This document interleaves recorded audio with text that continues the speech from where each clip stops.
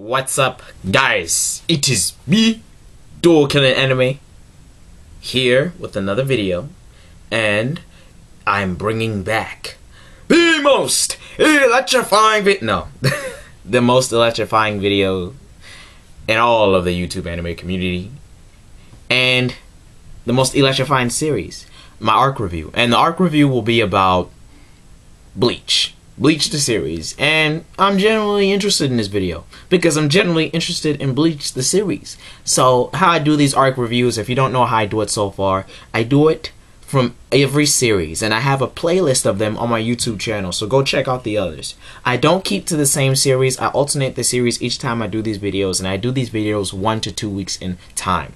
So for this week, I'm doing Bleach, and it's going to talk about the first one. How I usually do these is that I'll go back to series eventually, but it will go from the first arc all the way down. So, from example, One Piece. I know that there's the arc with Alvida, and okay, there's an Alvida arc, and then there's a Captain Morgan arc, and then there's, I arc them by villain. So I'll review it from the first to the current. So, since I'm doing it about Bleach, I'm doing it about the first arc of Bleach, which is going to be the Death Trilogy Overture, Death and the Strawberry. That's what the first arc of Bleach is called. Not a lot of people know that because that's a long-ass name. Thank you, Kubo. So, hopefully Kubo doesn't troll this video because I don't have much to rant and rave about. And I like Bleach, so don't think I'm going to trash this review or anything like that. I'm not. I made a Bleach my take on the series some time ago, in which some people had opinions on and some people weren't favorable of, but I'm very favorable of how this series went, and this first arc can attest to that. Now, what happened in this first arc, as a brief summary, it'll be 2 minutes, is that basically Ichigo gets fucked up, and then he gets these powers from the Soul Reaper, and then he fucks up shit, and then as soon as the episodes or chapters goes by, he finds some niggas, fucks him up, and then when he finds out the big niggas, they fuck him up, and then he has to train to fuck them up, and when he's about to leave, he goes there and he's prepared to fuck shit up. Yeah, that's what basically happens. So, I thought of this arc as a whole. If you haven't watched Bleach already, go ahead, go see it. Like this series. It is very good. It's not top quality, but you'll enjoy it.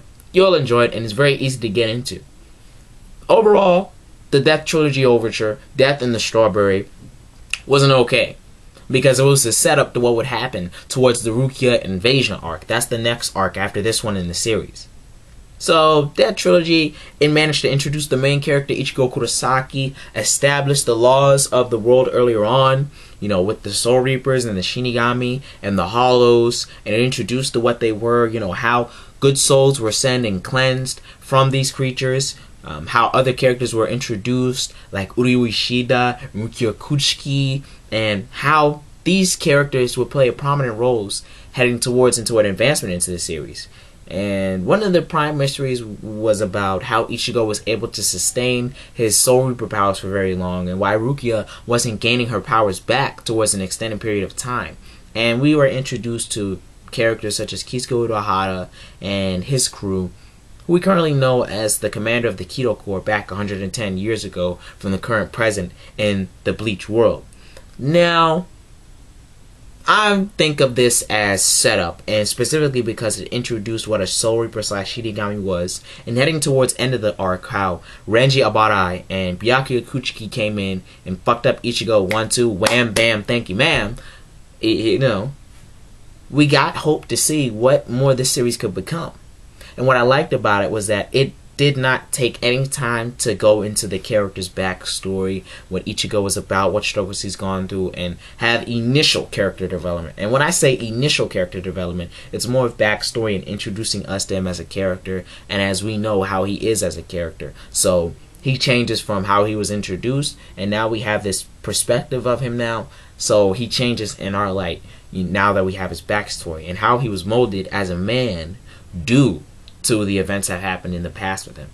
Basically, he's a kid who's a punk kid. He doesn't really focus much on his schoolwork, but he goes to school. He doesn't cause much trouble. Usually he'd get into fights, but it's usually facilitated by his thoughts that his dad is a standoff dad. He really can't communicate or connect with him. And the person that he could was his mother. And he had to go through the price of losing his mother way back when to these supernatural spirits. Now, Ichigo Kurosaki is one who is spiritually aware, and he's naturally gifted with knowing that there are different types of spirits and can see different types of spirits. And when he gets these type of Soul Reaper powers in order to protect his family from a hollow, dark type of supernatural spirit, he's able to get hooked on to this duty of being a substitute Soul Reaper. Not quickly, because Rukia has to go through a lot of struggle in order to get him to do different things. Smack in the face! And, you know, we get introduced to such characters as Gon, or Gon, no, I was about to say Gon, but Kon, you know, just to help out Ichigo. So, it's very cool. It's good for that. And the series set up where Rukia was being abducted, and now Ichigo has a goal to pursue. In this arc, we didn't get much of what Ichigo's goals were. He was just filling a role. But then this arc set up to where he had to pay back a debt to Rukia Kuchi because he was getting invested into his job as a Soul Reaper. And even though he wasn't really getting the hands of being a Soul Reaper at the time, what he was doing, it made the character develop from not having much goals into having something to pursue. And this is why I think it's a good setup arc, because this arc basically set up what character his will and what character that Ichigo and his will would pursue. Like how everyone needs a will to pursue and how certain actions facilitate the will. Let's say if you want to be the greatest NBA player of all time, you usually follow in someone's footsteps. Someone influences you. You have your manager, your coach, but there's that idol you see in the game. Let's say if LeBron was influenced by Michael Jordan, Larry Bird, Wilt Chamberlain, Bill Russell, etc., etc., then of course you need to see them, or they need to give them an opportunity. Someone. And Ichigo got that opportunity from Rukia Kuchiki to have the powers. And due to outside forces, with him sticking with the Soul Reaper powers and having exponential or outer range strength, he was able to see what his calling was and to protect his friends at the time. Now, I know I used a lot of words, but yeah, you'll get it. You'll get it. You guys are smart. You'll get it.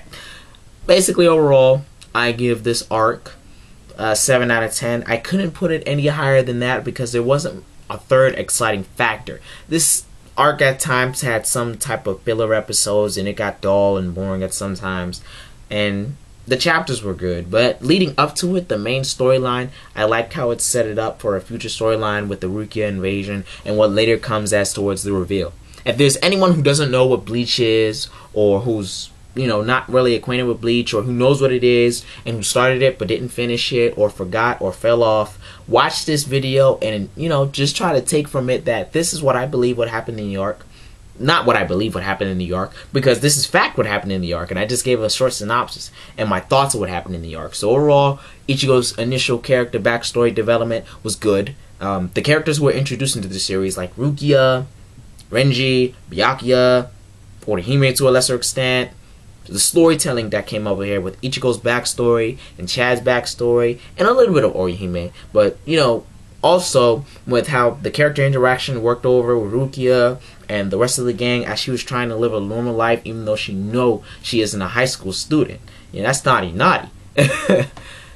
Overall, I liked it, but as you can see, it gets much better from here. I'll tell you guys that. And when I hit the Bleach arc review again, you'll know that I'll be very much hyped for it. So the Dual Killing Anime coming at you guys with another video. Like or dislike this video, doesn't matter, as long as you get my name out there. Dual Killing Anime. And it's been all the quality content with other filler. And if you don't know what that is, then you need to watch more anime. Peace, guys. Wait. Oh, nothing. Okay. I'll tell you guys next video. Wait for it. Peace.